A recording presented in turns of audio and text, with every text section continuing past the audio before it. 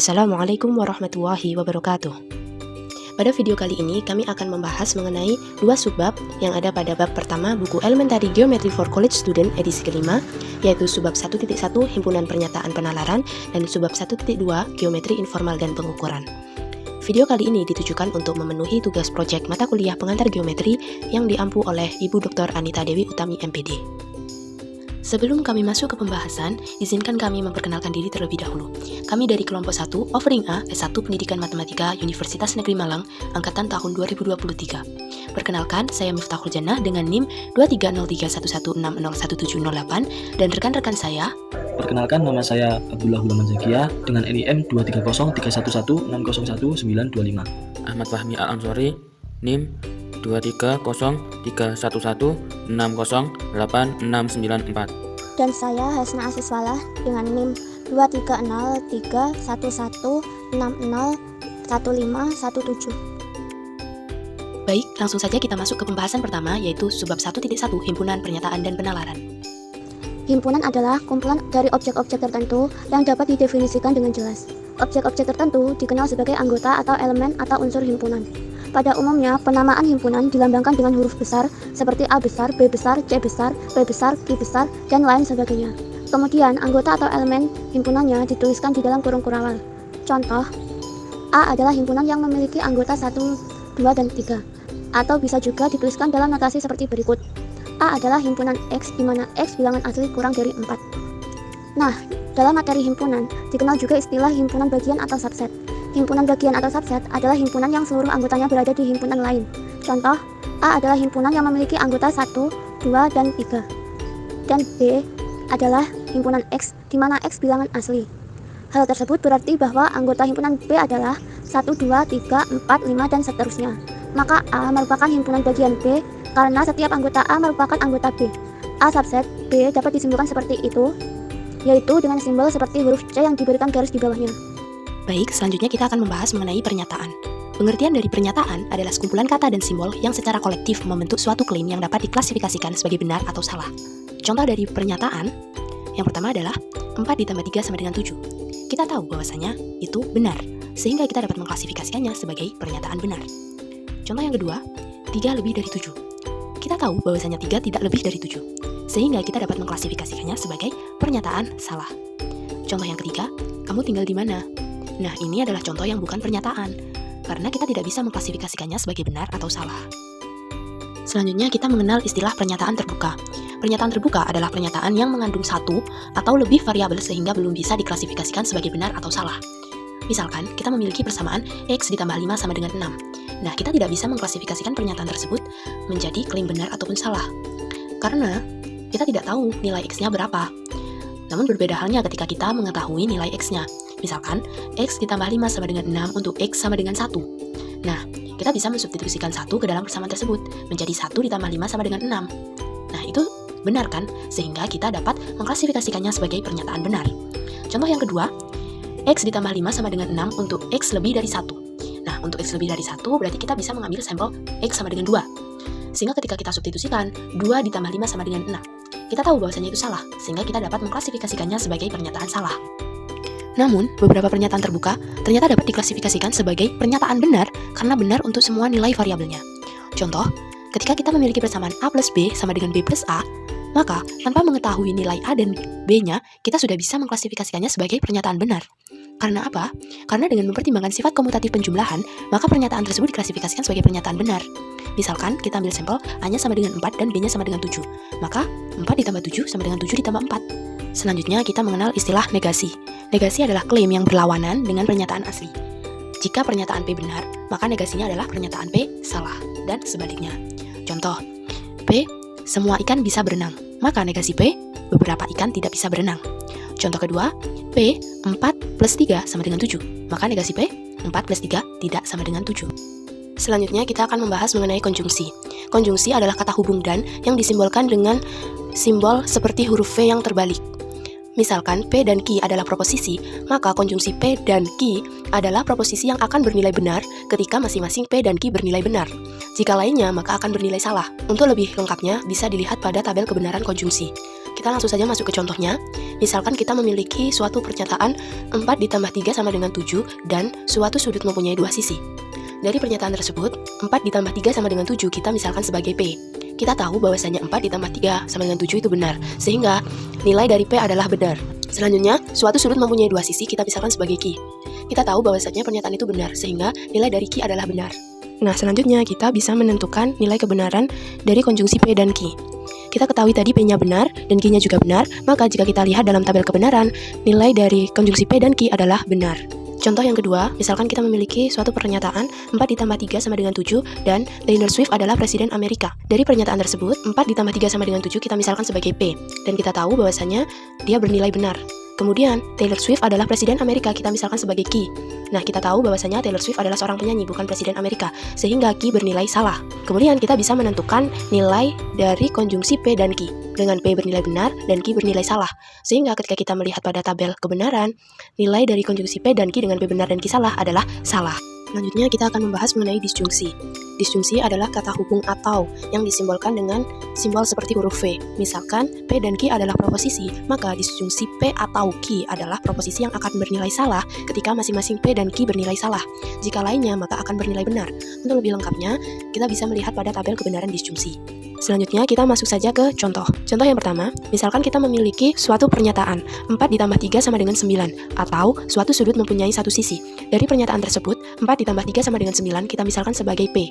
Nah, kita tahu bahwasanya 4 ditambah 3 tidak sama dengan 9, sehingga P bernilai salah. Kemudian, suatu sudut mempunyai satu sisi.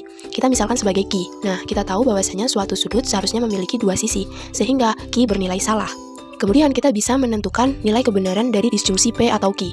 Dengan P bernilai salah dan Q bernilai salah, jika kita lihat pada tabel kebenaran disjungsi, maka disjungsi P atau Q akan bernilai salah. Contoh selanjutnya, misalkan kita memiliki pernyataan 4 ditambah 3 sama dengan 7, atau Taylor Swift adalah Presiden Amerika. Nah, dari pernyataan tersebut, 4 ditambah 3 sama dengan 7 kita misalkan sebagai P. Dan kita tahu bahwasanya 4 ditambah 3 sama dengan 7 itu benar, sehingga nilai P adalah benar. Kemudian, Taylor Swift adalah Presiden Amerika, kita misalkan sebagai Q. Nah, kita tahu bahwasanya Taylor Swift adalah seorang penyanyi, bukan Presiden Amerika, sehingga Q bernilai salah. Selanjutnya, kita bisa menentukan nilai kebenaran dari disjungsi P atau Q. Dengan P bernilai benar dan Q bernilai salah, maka ketika kita melihat pada tabel kebenaran, disjungsi P atau Q akan bernilai benar. Selanjutnya, kita akan membahas mengenai implikasi. Secara umum, implikasi memiliki bentuk jika P, maka Q.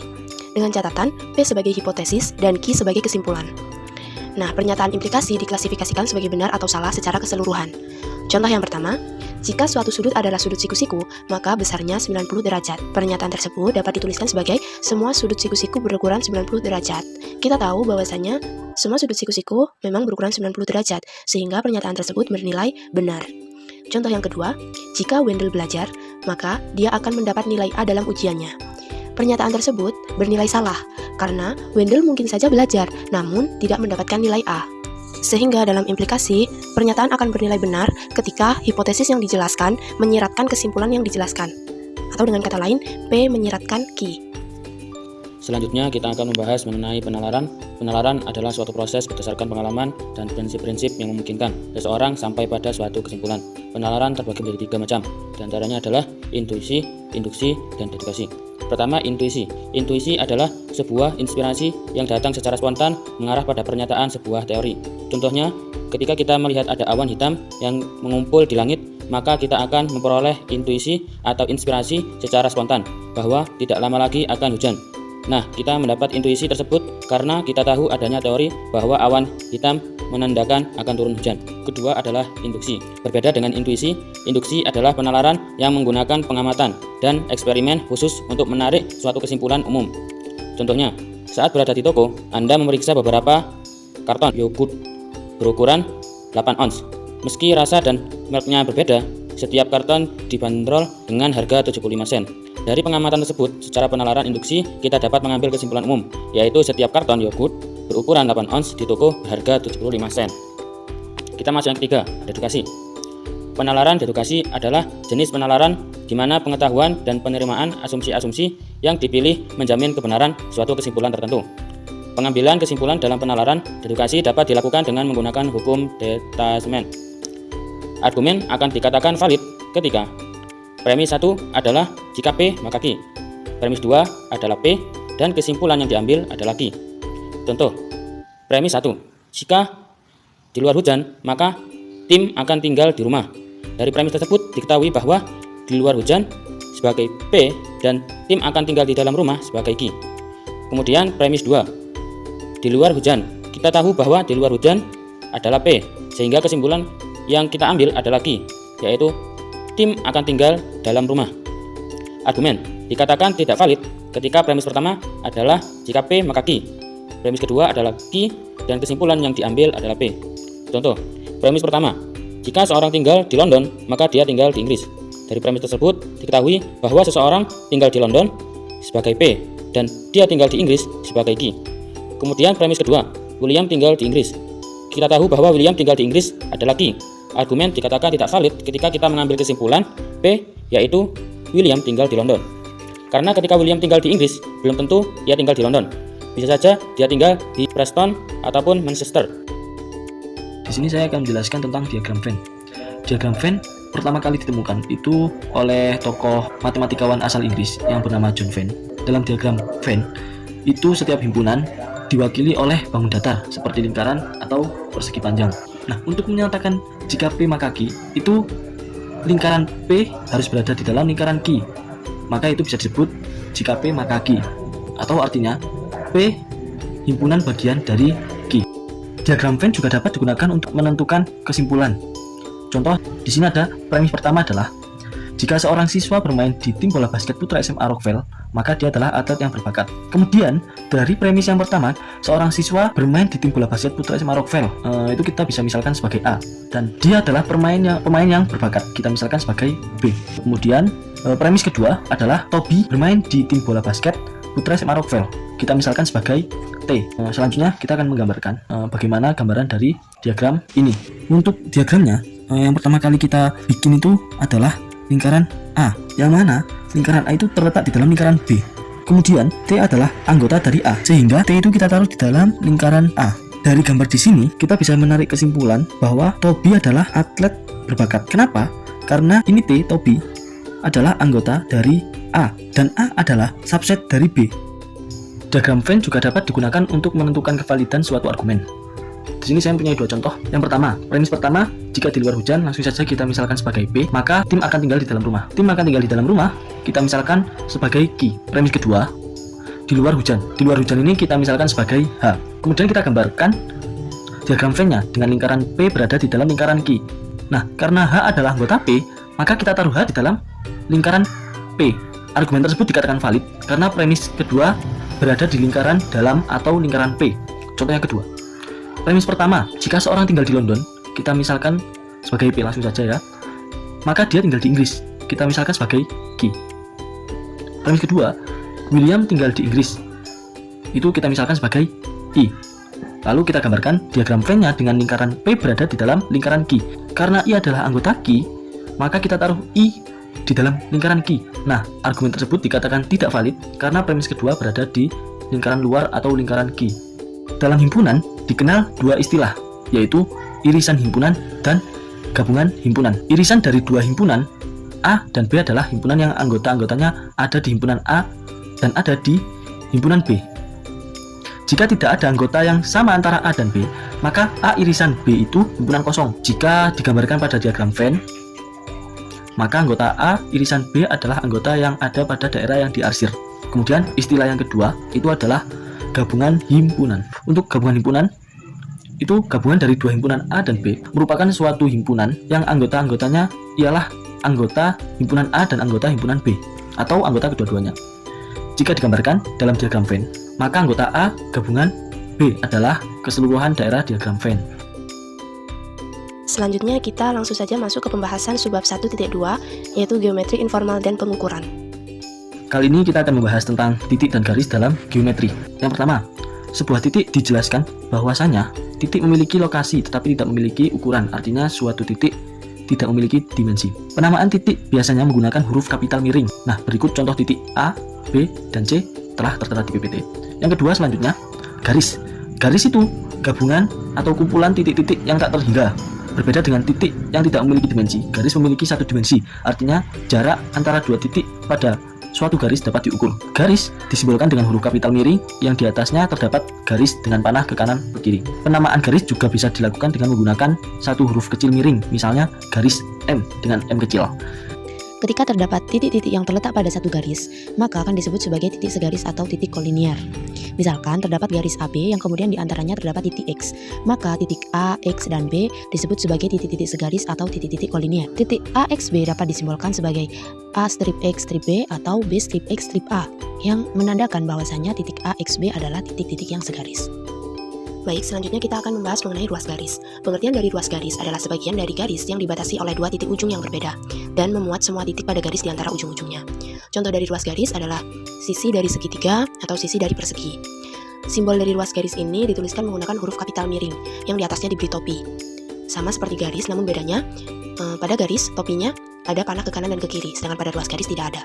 Untuk menunjukkan panjang ruas garis, kita menggunakan simbol huruf kapital miring saja, tanpa memakai topi di atasnya, seperti itu.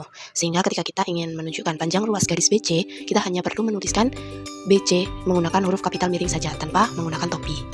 Nah, selanjutnya pengukuran ruas garis. Dalam pengukuran ruas garis ini, alat yang digunakan bisa menggunakan penggaris, tolok ukur, atau tongkat meteran. Caranya, tempatkan titik 0 penggaris atau alat ukur di salah satu ujung ruas garis dan tentukan angka di ujung lainnya. Nah, angka itulah yang menjadi panjang ruas garis tersebut. Nah, pada gambar tersebut kita memiliki ruas garis RS, dimana kita di situ ada penggaris juga ya. Nah, pertama kita letakkan titik 0 pada penggaris itu di titik R. Kemudian kita lihat pada angka berapa titik S berada. Nah, di situ ditunjukkan bahwasanya titik S berada di angka 5, sehingga panjang ruas garis RS adalah 5. Atau kita bisa tuliskan RS sama dengan 5 cm. Tetapi perlu diingat bahwasanya pengukuran dengan penggaris, tolok ukur, dan lain sebagainya hanyalah sebuah perkiraan saja dan tidak sempurna. Misalnya, RS tadi kita ketahui dia 5 cm, namun kita tidak tahu bahwa sebenarnya RS itu berukuran 5,02 cm. Dan kita tidak tahu lagi bahwasanya 5,02 cm tadi dapat dari hasil pembulatan 5,023 cm dan seterusnya. Sehingga hasil pengukuran menggunakan alat-alat seperti penggaris, tolok ukur, dan lain sebagainya itu hanyalah sebuah perkiraan saja. Selanjutnya, hubungan antara ruas garis AB, ruas garis BC, dan ruas garis AC. Misalkan kita memiliki ruas garis AC dan diantaranya terdapat titik B.